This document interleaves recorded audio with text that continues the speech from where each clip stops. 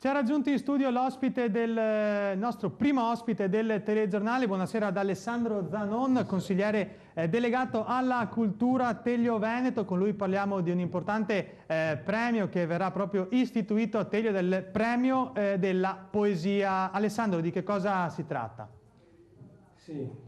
Il premio che vedrà la scadenza del bando il 20 febbraio del prossimo anno è il premio Teglio Poesia, la sua 15ª edizione. Stiamo in questi giorni proprio organizzando e svolgendo i corsi dei laboratori nelle scuole primarie e secondarie del Portogruarese. Sono interessate le scuole primarie di Teglio Veneto, la secondaria di Fossalta e la secondaria di Pratta di Pordenone, oltre che dei laboratori nelle scuole di Caorle. E poi in seguito a dei contatti avuti in questo periodo con degli amici, poeti, nonché docenti in varie scuole un po' in tutta Italia, dove autonomamente, avendo fatto conoscere il bando, si adoperano al fine di promuovere la poesia giovane nelle scuole e puntiamo ad avere un ottimo risultato nei prossimi mesi. Già sta arrivando copioso il materiale presso la biblioteca comunale. Certo, in questi difficili tempi di crisi anche per le amministrazioni pubbliche è davvero stupefacente come un'amministrazione riesca ancora a trovare delle risorse e dei tagli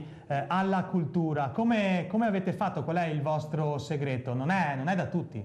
Ma allora, innanzitutto per un progetto di questo ampio respiro c'è bisogno ovviamente di uno sforzo economico non indifferente e riusciamo a far fronte a questa spesa solo attraverso il contributo di privati che andiamo a reperire nel territorio, quindi sicuramente è un progetto ambizioso, impegnativo per le casse comunali che, come tutti gli enti pubblici, specialmente il nostro di piccolissime dimensioni, in enorme difficoltà. Ci crediamo, è una tradizione lunga, la 15ª edizione, precedentemente era il Barba Zeppo, ora si è trasformato in Teglio Poesia, rimanendo il nome comunque in una sezione giovane dedicato alle scuole. Quindi crediamo molto nell'attività coinvolgendo i ragazzi, i giovani, le scuole. Ricordiamo che il limite di partecipazione è 40 anni, quindi è immirato proprio a promuovere la poesia giovane nel contesto nazionale.